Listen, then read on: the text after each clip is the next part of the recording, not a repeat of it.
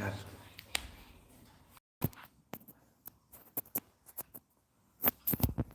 Pronto.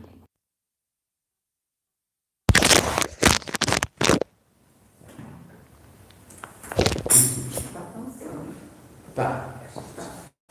Sim, senhora. Ora, então, irmãos, hoje eu gostava de ver convosco. Tenho estado a pensar numa frase que a gente constantemente diz, que ela é bem rigor, bom rigor, ela não está certa. Mas a gente a diz e ela não está certa. Eu queria ver convosco o que essa frase às vezes pode mudar naquilo que é a nossa visão sobre o ano 2022. Porque às vezes nós estamos a fazer algo que na realidade pode não estar muito correto do ponto de vista do mundo espiritual.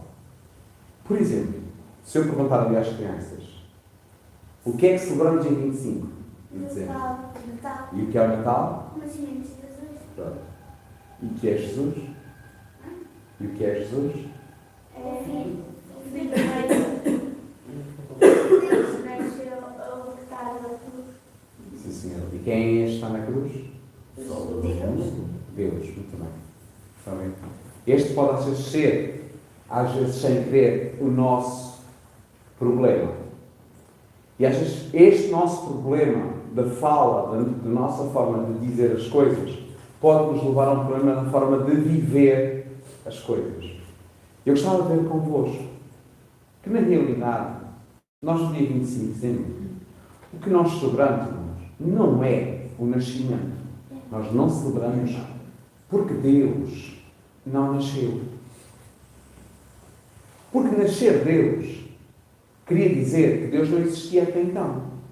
Que dia 25, com um pequeno bisturi no conceito da Trindade, rasga a eternidade e abdica da eternidade e passa a estar restringido a um tempo e a um espaço, que é o Filho de Deus, que a nós homens manifestou-se. Então o que aconteceu na realidade é que o Verbo encarnou, mas não nasceu.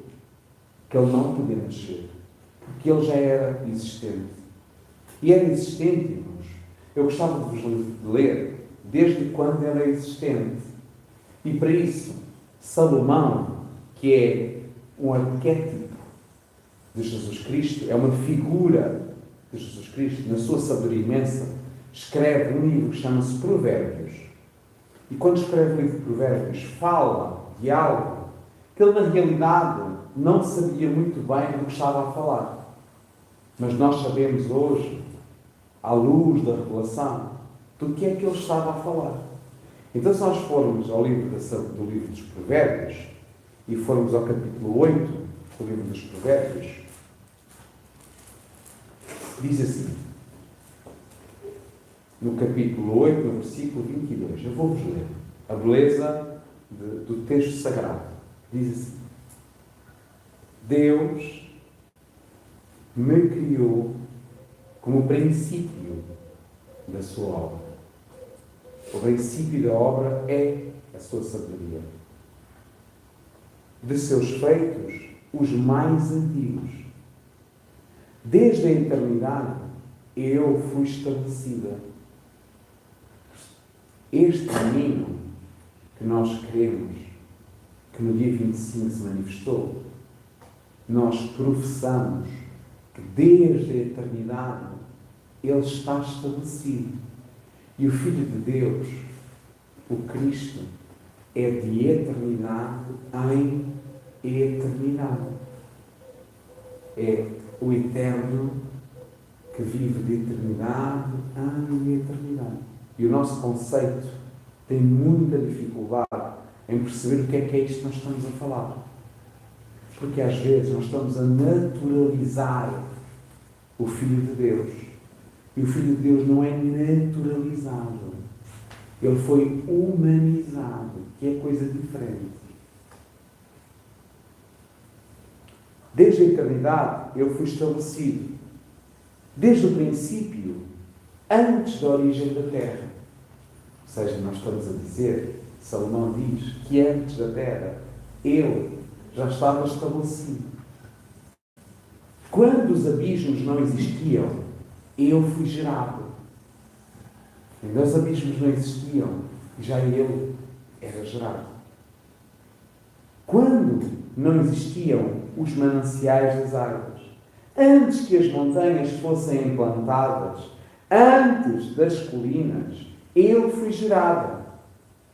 Ele ainda não havia feito a terra e a erva, nem os primeiros elementos do mundo. Quando firmava os céus, lá estava eu. É disto que nós estamos a falar. Lá estava eu. Quando traçava a abóbada sobre a face do abismo, quando condensava as nuvens no alto, quando se enchiam as fontes do abismo, quando punham limite ao mar e as águas não ultrapassavam os seus mandamentos, quando assentava os fundamentos da terra, eu estava junto dele como um mestre de obras, um carpinteiro. Eu era o seu encanto todos os dias. Todo o tempo eu brincava na sua presença. Eu brincava na superfície da terra e encontrava as minhas delícias entre os homens. Portanto, meus filhos, escutai-me. Quando nós dizemos, o que nós celebramos é isto, ser feito uma pessoa. Isto que a gente acabou de ler, que é um conceito de palavras, sem palavras, fez-se um menino.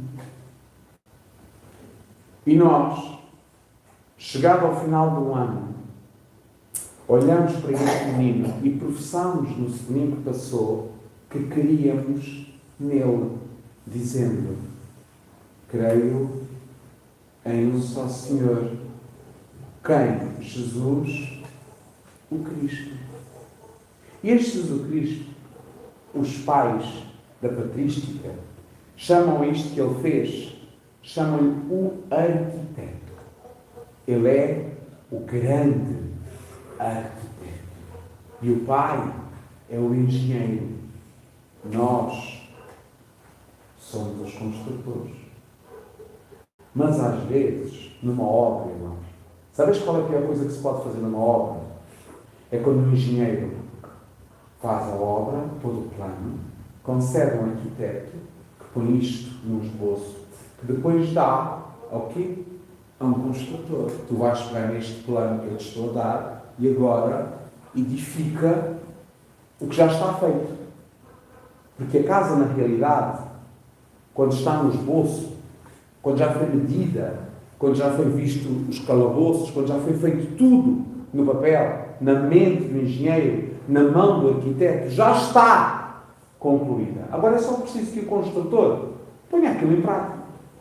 Sabe qual é a pior coisa que existe na vida de uma obra?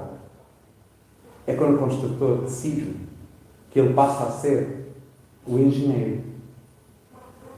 Então ele decide que no lugar das paredes serem 20 por 20, vão ter 20 por 15. Porque ele decidiu na sua cabeça. E ele decidiu também que não quer gastar muito tempo, nem muitos bens, nem muito dinheiro no fundamento daquele edifício. Então ele faz o edifício muito mais rápido, muito mais barato, sem fundamentos. Sobre o que é que ele faz? Sobre a areia. Um edifício que desde a eternidade foi pensado para este homem, para este construtor. Porque este construtor, quando constrói, ninguém constrói uma casa para si, irmão. Sabes para que a gente constrói uma casa? Nós construímos uma casa para uma família. E às vezes, porque um construtor não foi sábio, torna-se tolo e imprudente, porque não escuta o arquiteto Sabe o que ele faz? Leva à ruína toda a sua família. Porque quando as águas vêm, batem no edifício, que tinha sido arquitetado pela sabedoria, ela não está preparada. E ela cai. Esses somos nós. Que temos nós construído diante deste menino neste ano de 2022? Porque este menino, no Conselho da Trindade, fez uma coisa que é pericorese. Sabe o que é isto? É uma palavra muito interessante. Esta palavra já ouvi há muitos anos. Pericorese. Uma palavra grega. Sabe o que quer dizer? É uma palavra que quer dizer girar uma coreografia. O Filho de Deus veio entre os homens dançar uma coreografia que alguém salmodiou para ele no seu ouvido. Por isso nós cantamos aquela ode de Salomão lindíssima. A pomba voou e salmodiou no ouvido dele, do filho. Mas essa pomba, irmãos, que salmodiou sobre o Cristo, durante este ano, também salmodiou sobre nós. O que é que ela te disse? Chegado ao final deste ano, podíamos perguntar assim: qual é a palavra, qual é o conselho que a Trindade cantou ao meu ouvido? O que é que este ano foi cantado sobre o fundamento da minha vida? Porque o menino que nos foi dado, nós celebramos, assim São João descreve, ele é luz. E quando vem à vida de um homem, à vida da existência de um homem, ele ilumina tudo o que há nesse homem. Irmãos, as nossas casas estão sempre com as persianas para baixo, porque não entra luz e não mostra o quanto há na nossa casa. Porque às vezes, se a gente abrisse as persianas na nossa casa e arrombasse bem os cortinados e deixasse que a luz penetrasse todos os cantos das nossas casas, nós iríamos ver as fendas, os bolores, as rachaduras e tudo aquilo que a gente escondeu com cortinados e quadros velhos de mau gosto começam a aparecer. Mas aquilo que a gente faz nas nossas casas também estamos a fazer nas nossas vidas. E sobre isso, gostava de terminar-vos com uma palavra de São Paulo, aos Filipenses. São Paulo, quando escreve aos Filipenses, ele está numa situação muito específica. Está preso, e é a segunda vez que ele está preso. Paulo teve 2 vezes preso em Roma. Uma vez, teve em prisão domiciliária. O que é isso? É uma prisão que ele estava em sua casa, tinha toda a liberdade para se movimentar em sua casa, entrava e saía em mas tinha uma escolta de guardas à porta. Era como hoje, por exemplo, quando Sócrates esteve preso, tinha a pulseira eletrónica. Eu estou a dizer um bandido famoso, não é? Mas outros bandidos não são famosos. Quando um bandido está em casa e está preso com uma pulseira eletrónica, não pode sair, mas pode se movimentar dentro de sua casa, quase como se estivesse livre, mas não está. A primeira vez que Paulo esteve preso foi assim, mas a segunda já não foi. A segunda vez que Paulo esteve num calabouço, numa prisão. E quando esteve numa prisão, Paulo lidava com os guardas do cárcere, que é a casa de Roma, assim chama Paulo. Os de Roma vos saúdam. E Paulo, nessa prisão, escreve uma carta. Né? Escreve várias. Mas escreve uma carta a uma comunidade chamada Filipenses, aos Filipos. Esta comunidade era uma comunidade que Paulo amava muito. Muito. Paulo fala deles usando uma expressão. Eu chamo-vos de uma expressão. Mas o que é que isto tem a ver com o verbo, com o pericorese, com o fundamento, com a sabedoria? Sabes a palavra de Deus? Ela tem a ver com tudo. Uma palavra tem a ver com outra, outra palavra tem a ver com outra tem a ver com outra, e todas têm a ver connosco. Às vezes é preciso estarmos atentos, porque se não tivermos, vêm os passarinhos, apanham a semente e é arrebatado da nossa vida a semente. E o Senhor chamou passarinhos eram estes. Sabes quais são os passarinhos? Vem o demónio e rouba a palavra. E quando rouba a palavra, não há nada a fazer. Por isso a nós compete estar atentos. Então Paulo fala assim aos Filipenses. Mas atenção, é logo no capítulo 1, versículo 1 diz assim. Capítulo 1, versículo 3. Diz assim: dou graças ao meu Deus todas as vezes que me lembro de vocês. Paulo dá graças só de se lembrar daquela comunidade. Aquela comunidade, várias vezes, os ajudou. Várias vezes. Filipenses foi a comunidade mais generosa na vida de Paulo. Quando Paulo estava na Macedónia, mandaram dinheiro. Quando Paulo esteve preso a primeira vez, mandaram dinheiro. Paulo agora está preso a segunda. Eles mandam-lhe 2 ofertas. E é sobre estas 2 ofertas que eu gostava de falar convosco. Porque estas 2 ofertas são as ofertas que nós neste ano, o Senhor esperava que nós tivéssemos dado uns aos outros. São estas 2 ofertas. E o que são estas 2 ofertas? Eles mandaram dinheiro. Eles mandaram dinheiro demais. Mais do que aquilo que Paulo precisava. E Paulo até diz, olha, sabeis, meus queridos, eu até já estou habituado a viver com muito, a viver com pouco. Se tiver, tenho. Mas se não tiver, também não tenho. Isto ele fala em relação à primeira oferta. E sabes como é que ele considera a primeira oferta? Na mesma carta, ele fala sobre essa primeira oferta da seguinte forma. E é lindo, não é? É mesmo bonito. Pois a ler as cartas tem esta beleza. Está nas entrelinhas. Ele chama assim a primeira oferta. E assim.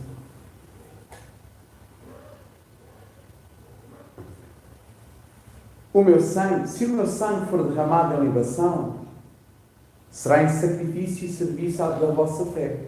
Alegro-me e me regozijo com todos vós. E vós também alegrai-vos e regozijai-vos comigo. Esta carta de Paulo chama-se a carta da alegria. Mas Paulo fala que nesta carta, esta primeira oferta que eles mandam, o sangue deles sobre esta oferta, o sangue de Paulo, será como uma libação. Sabeis o que é uma libação? Uma libação, imagina uma taça de vinho que se punha sobre a oferta, se dava. Isto é uma cultura judaica. Quando se ofereciam as ofertas no templo, colocava-se uma taça, um cálice, despejava-se, que era para tornar aquela oferta libatória. Era uma oferta de grande alegria. Este é o tipo de oferta. E Paulo chama esta oferta primeira, que é os bens, assim. E diz que eles se alegraram com Paulo e Paulo alegra-se com eles também. Mas depois eles mandaram essa oferta veio com outra oferta. Sabes como é que era a outra oferta? A outra oferta tinha um nome. Chamava-se Epafrodito. Epafrodito. Os filipenses, eles fizeram muito além. Além daquilo que esperava-se deles. Eles não mandavam só o bem. Com o bem, eles mandavam um presente. E o que era o presente? Era um irmão. E este irmão veio-nos revelar que o nosso Deus é um Deus desorganizado. Sabe porquê? Porque o coitado do Epafrodito chega lá e fica doente a quase a morrer. E Paulo já não tinha o stress de estar preso. Agora tinha o stress de estar a ver o irmão a morrer. E tinha o stress de saber que ele estava a entrar em depressão porque não ia voltar a ver os filipenses. E tinha o stress de saber que a família dele estava muito infeliz por causa dele. E Paulo dizer, quer dizer, ó Senhor, olha, pela tua misericórdia e por misericórdia de mim, salva Epafrodito. Porque eu não aguento se ele morrer. Se estão a ver o que é a oferta, às vezes ajuda que a oferta. A gente tem esta noção terrível do que é oferecer alguma coisa. Que a oferta é uma coisa que o outro terá que gostar. Mas a oferta não é uma coisa que o outro terá que gostar. A oferta é uma coisa que o outro vai ter que se relacionar. Porque a pior oferta que a gente pode dar a alguém é aquela oferta que não tem qualquer relacionamento. Porque há ofertas que até são muito úteis, mas que eu não me relaciono com elas. Quero dar um exemplo? Por exemplo, se a Tita for à minha casa e for à minha casa de banho e vir que vai fazer cocó, e quando acaba de fazer cocó, o cocó prega-se às paredes da pia e ela quer limpar, eu não tenho um piaçaba, ela pode-me oferecer um piaçaba, certo? Mas este piaçaba dá-me muito jeito. Mas eu nunca, mas garanto-vos que eu nunca me vou relacionar com o piaçaba.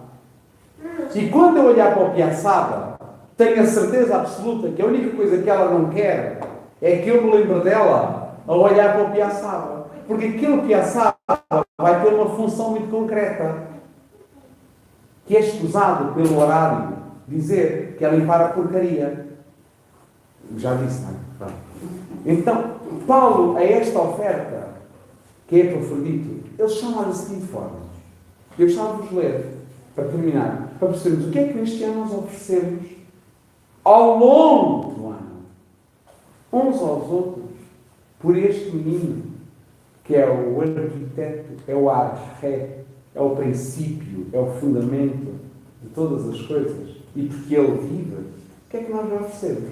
Paulo chama assim esta oferta. Diz assim, está no Filipenses 4, capítulo 4, versículo 10. Diz assim, eu vou-vos ler esta parte toda, porque ela é mesmo muito bonita, a forma como Paulo se expressa.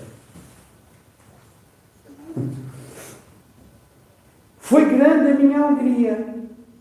Novamente ele fala de alegria. Esta carta é a carta que mais fala de alegria. O homem preso, quase a morrer. Foi grande a minha alegria no Senhor. Porque finalmente eu vi florescer o vosso interesse por mim. Não foi com as outras ofertas. Reparem, como Paulo é intencional nisto, não foi as outras ofertas que eu achei que vocês tinham interesse. Porque chegar ali e dar dinheiro, quando vocês me mandaram uma pessoa, e uma pessoa que me veio causar uma série de stresses, só me veio causar problemas. Diz, vi florescer o vosso interesse por mim. Verdade é que eu estava sempre alerta. Mas não tinha essa oportunidade. Falo assim, não por causa das privações, pois eu aprendi a adaptar-me às necessidades. Olha, eu sei viver com muito, mas também sei viver como há de saber na abundância. Estou acostumado com toda e qualquer situação a viver saciado, estou habituado a passar fome, a ter abundância, a sofrer necessidades. Tudo eu posso, naquele que me fortalece. Entretanto, fizestes bem em participar da minha aflição. Vós mesmos bem sabeis, Filipenses, que no início da pregação do Evangelho, quando eu parti da Macedónia, nenhuma igreja teve contacto comigo em relação de dar e receber, a não ser vós. Paulo está a falar da segunda viagem. Quando eu parti na segunda viagem, ninguém me ajudou. Paulo era um missionário das igrejas e chegou a partir sem dinheiro. Isto é sério. Isto é sério. Porque isto ainda hoje continua a existir na igreja. A mesquinhez. Isto é sério. Há irmãos quando morrer com o dinheiro engasgado. É sério. Que a única miséria que têm é a porcaria do seu dinheiro. Dele darão contas ao diabo. Porque não é Deus. Porque a forma como se relaciona com Ele é demoníaca. Continua Paulo dizendo que no início da pregação do Evangelho, quando parti da Macedónia, nenhuma igreja teve contato comigo em relação a dar e receber, senão vós somente. Já em Tessalónica, mais uma vez, Paulo lembra sempre que quem dava dinheiro era este. Que os outros não davam. Viestes para suprir as minhas necessidades. Não que eu busque presentes. Paulo não buscava as ofertas deles, mas alegrava-se por eles perceberem que ele precisava daquilo. É o fruto. Se acredite na vossa conta. Agora, eu tenho tudo em abundância. Preso, não tem nada. Tenho de sobra. Preso, ele não tem nada. Diz tem de sobra. Não tem nada. Tem de sobra. Depois, e sabe o que é que ele tem de sobra? O que é que está? Como é que ele... Tem de sobra agora. Eu agora tenho para repartir. Sabes o que é que Paulo tem para repartir? Porque agora Paulo também tinha uma aflição com ele. Sabes qual era a aflição? A saúde de Epafrodito. Então Paulo já tinha de sobra. Problemas de sobra. Com a oferta que os outros lhe deram. Que às vezes Deus dá-nos uns presentes que é mais um problema que um presente. Vocês querem saber a coisa mais espiritual da nossa vida? É o carro velho.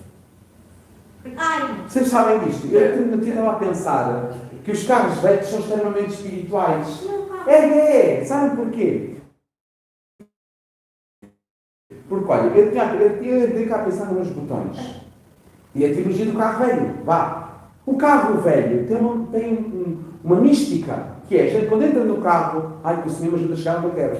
Se o carro for novo, a gente não se lembra de Deus. Mas se o carro for velho, todos nos lembramos de Deus. Quando a gente vai numa subida, eu tinha um carro azul, uma Daewoo Takuma, que eu quando ia para Fátima, uma vez eu ia para uma ordenação de uma freira, uma consagração, irmã Elizabeth, lembro-me tão bem deste dia de Deus, eu lembro-me tão bem, tão devoto que eu fui, eu nunca fui tão religioso na minha vida, naquele dia. Então eu chamei os santos todos, porque o carro a meio, o que é que começou a fazer? Pouco. E em vez de aumentar a velocidade, ele baixava em vez de ir para a frente, eu estava para trás. E eu nunca mais me esqueço. Tanta fé que o meu coração despontou naquele momento. Sabe quem fez isto na minha vida? O carro velho. Um carro novo nunca nos dá fé. Um carro velho dá sempre fé. Sabes uma coisa, irmão? Eu não me lembro de episódios destes com os meus carros bons. Mas lembro-me de episódios destes com o meu Citroën AX, que eu ia para Góis e para Espanha, com um carro que eu tinha que dar ar para dentro. E eu lembro perfeitamente disto. Não me lembro perfeitamente. Por isso, os carros velhos são espirituais. Se quando Jesus nos dá um stress, é para nos fazer mais espirituais. E termina a carta dizendo assim, Paulo: agora tenho tudo em abundância, tenho de sobra, depois de ter recebido Epafrodito, o que veio de vós, e vejam como ele chama esta oferta, como perfume de suave rodor, sacrifício aceito e agradável a Deus. O meu Deus, proverá magnificamente as vossas necessidades, segundo a sua riqueza em Cristo Jesus. Irmãos, sabe o que Paulo está a dizer? Paulo está a dizer, a falar de uma oferta, que a oferta chama-se Olá, a oferta de Olá. Sabe o que é esta oferta? É a única oferta que os hebreus queimavam toda. Imaginem, quando o hebreu queria chegar ao templo, tomem atenção, irmãos, tomem atenção, Eva, tomem atenção. O hebreu chegava ao templo com farinha ou com animal, e se era para dar uma oferta de Olá, sabe o que ele fazia? Ele chegava lá à fogueira, dos sacrifícios, e era toda queimada. Tudo era oferta para aquilo que não se foi para o invisível, para Deus. Sabe o que ele estava a dizer a Deus com isto? Senhor, eu sei que tudo proveu das tuas mãos. Então eu quero tudo para ti. E juntamente jogavam um punhado de incenso. E isto suba a ti como um perfume agradável. Mas Paulo diz que ao fazer isto, eles vão ser uma fonte de bênção. Que se cria em nós uma fonte de bênção cada vez que nós fazemos isto. Lembrai-vos quando a mulher chega a Jesus, a samaritana, e que Jesus lhe diz: olha, mulher, eu tenho uma palavra para ti. Quando eu a disser na tua boca, quando tu ouvires esta palavra, ela vai desentulhar dentro de ti uma fonte. Que tu, a partir deste momento, tens uma fonte. E, mulher, tu vais jorrar tanta água, que nunca mais terás sede. Mulher, tu vais deixar de ser um copo com água e vais passar a ser uma fonte. Isto também foi Abraão. Abraão, tu a partir de hoje és uma fonte de bênção. E nós, irmãos, sempre que damos uma oferta agradável a Deus, tornamos-nos fonte de bênção, sacrifício agradável e uma libação ao Senhor. Por isso que o Senhor nos ajuda, de facto, neste ano a perceber onde é que nós soubermos construir o nosso edifício sobre tal plano de salvação. Onde é que falhou, onde é que resultou, para que o ano que vem seja diferente. Seja entregue a Ele como uma oferta de libação, perfume, agradável e suave. Então, convido-vos a estar de pé.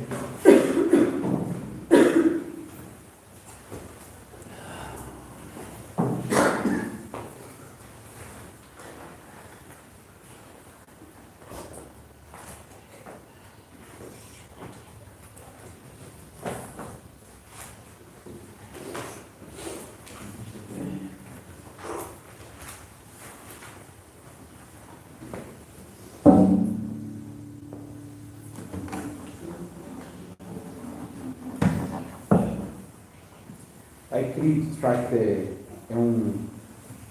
uma alegria imensa podermos a cada manhã nos reunirmos na Tua Palavra, nos reunirmos entre irmãos, partilharmos este alimento fresco, este maná que vem de Ti, este pão da consolação, este pão que vem do céu, esta luz para os nossos olhos. Pai, ajuda-nos a viver segundo este desígnio do Teu amor. Ajuda-nos, Pai, ajuda-nos, porque nós queremos um edifício raso, rápido, barato, e não queremos investir tudo em Ti. Por isso que na vida uns dos outros, Pai querido, Pai santo, possamos ser alimentados pela palavra do Teu Filho, o Cristo, o nosso Salvador, o nosso único Redentor.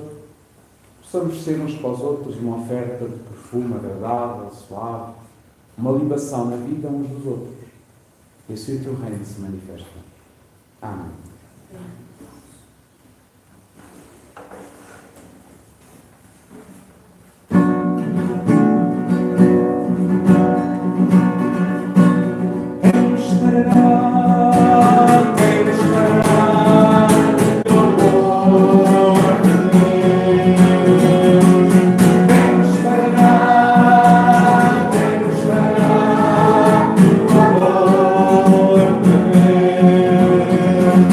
Acá